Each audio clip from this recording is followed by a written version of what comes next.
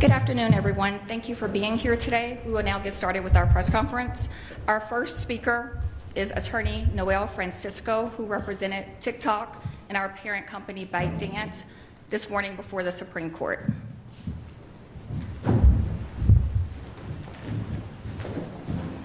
Good afternoon, everyone. My name is Noel Francisco. I'm a partner at Jones Day, and I'm proud to represent TikTok Incorporated and ByteDance Limited in this important First Amendment case.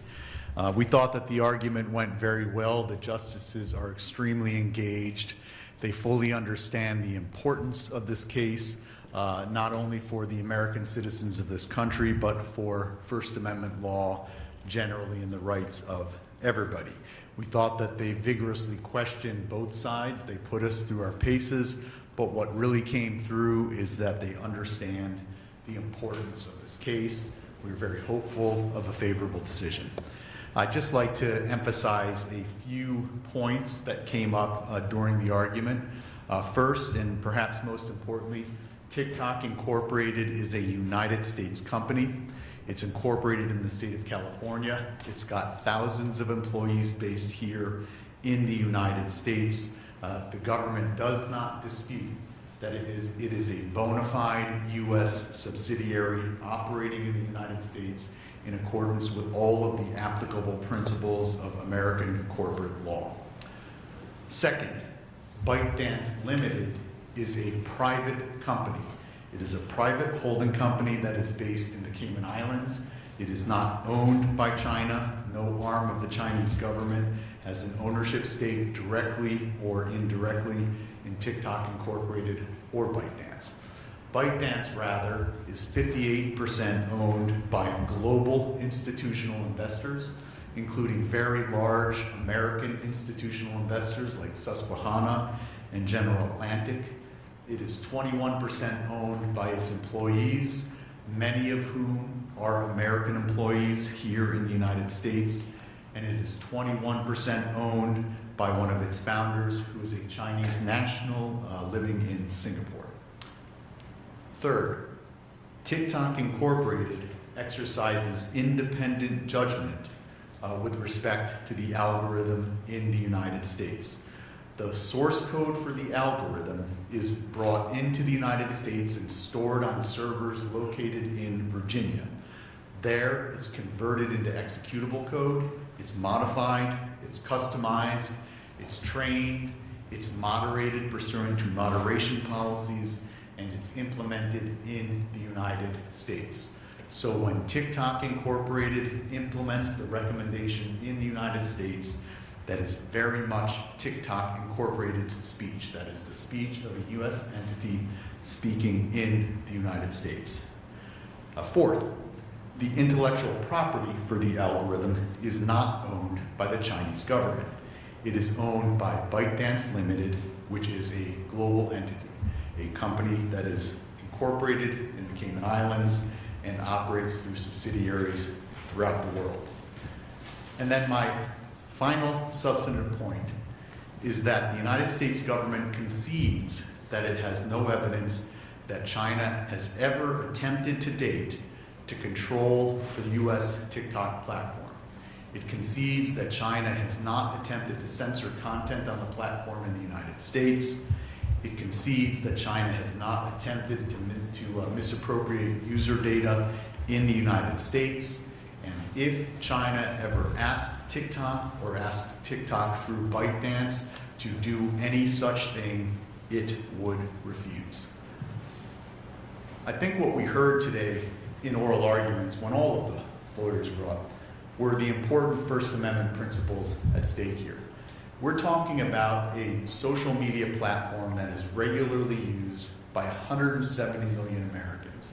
That is half the country. This country has never taken the step of shutting down the speech platform, much less such an important speech platform, because, as the government effectively concedes in its briefs, it's afraid that the content that could come out on that platform might be, dangerous. We don't normally think of speech as dangerous. The Supreme Court has repeatedly said speech is not dangerous. And you don't shut down a speech platform because you're worried about speech being dangerous. That is the whole point of the First Amendment, that we engage ideas with ideas and we let the truth come out. That's the fundamental problem with this act. It doesn't reflect the trust that the First Amendment places in the American people. We are confident that the Supreme Court will place that trust in the American people, and we look forward to a favorable decision out of the court. I'd now like to introduce my colleague and dear friend, Jeff Fisher.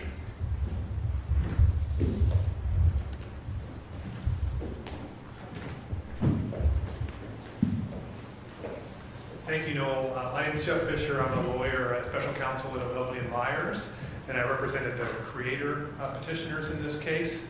So I'll start with where Mr. Francisco left off. This is an unprecedented case, and I don't think there's any way to think about it in any other fashion. The government has never threatened to shut down a speech platform in this country because of the ideas expressed on that platform.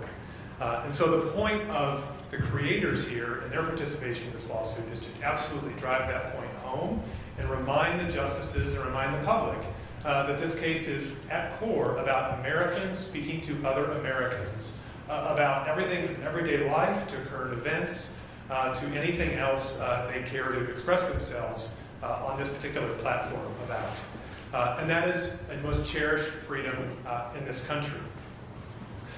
Another way to think about this is creators expressing themselves in all sorts of ways, whether it be with words or art or music or anything in between, have a right to choose under our First Amendment what publisher is best for them, what editor is best for them. A journalist can publish in a particular magazine because they like the leadership and the owners of that magazine as opposed to someone else. A music band can post their music on a particular platform or play in a particular venue in a particular city because they find that that expresses their art the best. Any number of other permutations that you can imagine. We don't have any decision ever from the United States Supreme Court that has ever restricted the right of a creator, a speaker in this country to express themselves through collaboration with publishers and editors against their own wishes, that they can be overridden in that sense. And it doesn't matter whether we're talking about purely American collaborators or whether our American collaborators have also foreign corporate entities to which they are related as well. Whether it's the BBC, the CBC, or NPR, people can choose to express themselves on whatever platform they wish, free and clear of government interference, particularly when the government's ranks for interfering. And I think this is where we take heart from the hearing today.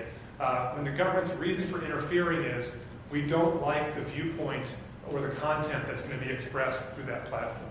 That is a core First Amendment value that our framers enshrined in the very First Amendment in our Constitution to protect freedom of thought, freedom of expression, freedom to create, freedom to share, and freedom to learn from other people. That leaves the only other thing the government had to say in court today, which is that this act could somehow be sustained solely because of data security concerns that have been expressed in various ways in various legislator statements.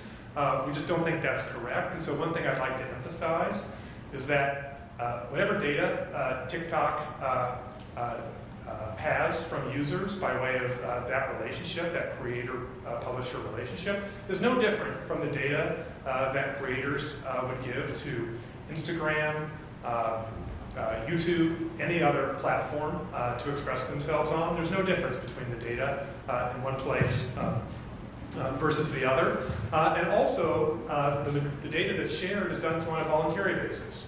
So one of the justices today expressed a concern about paternalism that comes from the government in this case, whether it be to protect us from ideas, to protect us from choices we might make to best express ourselves and share data about ourselves with our publisher. We think that's our choice to make. It's not the government's decision or its right to make that choice for us. So today, perhaps the main event is that I have 5 of the creator petitioners here with me today, and I really think it's important for you to hear from them because that's the face of this case. certainly from the American creator perspective, are the people that find TikTok an invaluable resource for self-expression, communication, and exchange of ideas. And so I'm going to introduce them and let them come up, I think, one by one and introduce themselves to you and then be available later. So their names are Chloe Joy Sexton, Topher Townsend, Paul Tran, Stephen King, and Tim Martin. These are 5 of the 8 creator petitioners in this case that were before the court today, and I believe most, if not all, in the courtroom today. So I'll let them come up in whatever order they wish and introduce themselves to you.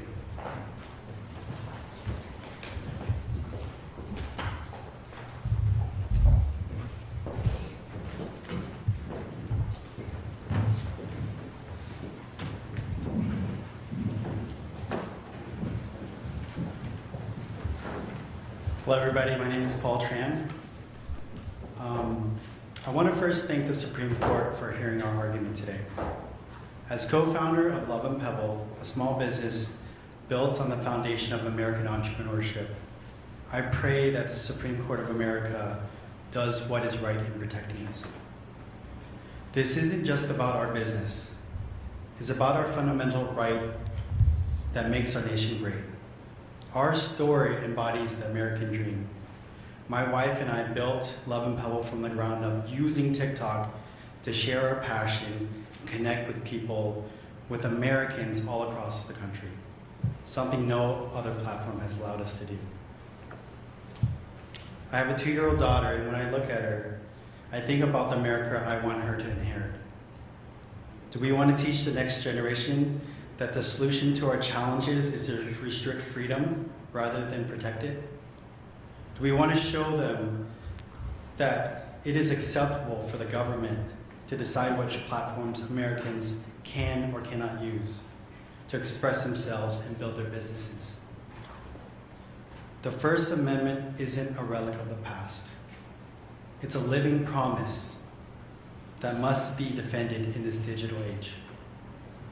By banning TikTok, we're not just removing an app, we're setting a precedence that threatens the very freedoms our country was built upon. Free enterprise, free expression, and the freedom to innovate without unnecessary government intervention. Love and Pebble stands here represents more than just my family's dream. It represents the dreams of countless Americans and entrepreneurs who deserve the right to choose how they reach their customers and share our stories, real American lives. There must be a solution that protects both our national interests and our constitutional rights. My daughter deserves to grow up in a country where entrepreneurship thrives, where speech remains free, and where the government protects rather than restricts our constitutional right. The America I believe in doesn't shut down platforms for communication and commerce. It innovates, it adapts, and it finds solutions that preserve both security and liberty. That's the America I'm fighting for, and that's the America I want my daughter to inherit. So I pray that the Supreme Court hears the voices of myself and the millions of Americans. I pray that they protect our First Amendment right to use a platform of my choice, and I pray that they save TikTok. Thank you. Chloe, you're next. Hi, I'm Chloe Joy Sexton, and I'm a plaintiff in this case from Memphis, Tennessee. In 2020, I was fired from my job after telling my employer that I was pregnant. I was also struggling to care for my mother, who I eventually lost to brain cancer. I then began raising my 7-year-old sister. I started creating TikTok videos to financially support my family, and as a creative outlet, I discussed everything from parenting and grief to my love of baking. I could never have expected the outpouring of love and support from the community on TikTok. My videos went viral and allowed me to jumpstart my business, Chloe's Giant Cookies. I have now shipped thousands of cookies all over the world and even published a cookbook. As a small business without a lot of capital, I rely almost entirely on TikTok to market my products. To say TikTok changed my life is an understatement. TikTok is the place where people told me I could do so much more with my life than I ever believed. I'm a plaintiff in this lawsuit not just for myself, but for all of the women who, through TikTok, found their dreams and financial independence while taking care of their families and their children. A TikTok ban would place these women, including myself, in true financial jeopardy. It would destroy both my business and the community that means so much to me. No other platform can replace it. I have tried posting the same exact content on other social media apps without anywhere near the same success. I thank the Supreme Court for hearing our argument today, and I hope that the justices will protect my First Amendment right to continue to use the platform of my choice. Thank you.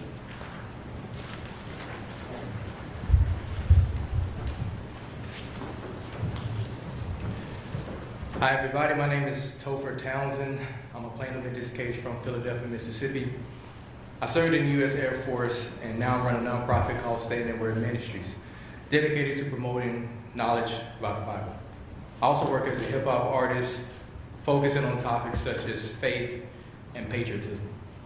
So I started creating TikToks back in 2019 as a way to creatively express my political views and to share fun facts about the Bible. I found TikTok to be much more civil platform for discourse about important issues than other social media apps, allowing me to build a community and exchange ideas. TikTok is also an unparalleled platform for collaborating with other musical artists and promoting my music. My music really took off after I started sharing it on TikTok, even though I've been sharing to other platforms for many years previously. I largely credit TikTok with the fact that my music has been streamed over 100 million times, and I've climbed the Billboard charts multiple times, even achieving a #1 Billboard hit with my song, The Patriot. See, the streams mean income for my family, and the joy of knowing my music is reaching people around the world. See, without TikTok, I would lose an important platform to share my views and engage with others in a way I have not been able to do on other social media sites. And my 2.6 million followers around the world would also lose access to vital content related to faith and current events. As a veteran and American who values free speech, I find it disturbing that the government is closing a form of expression for so many Americans. This ban betrays the values that I sought to protect while serving in the armed forces. I thank the Supreme Court for hearing our argument today. I hope that the justices will protect my First Amendment right to continue to use the platform of my choice. And last but not least, we are not for sale. Thank you.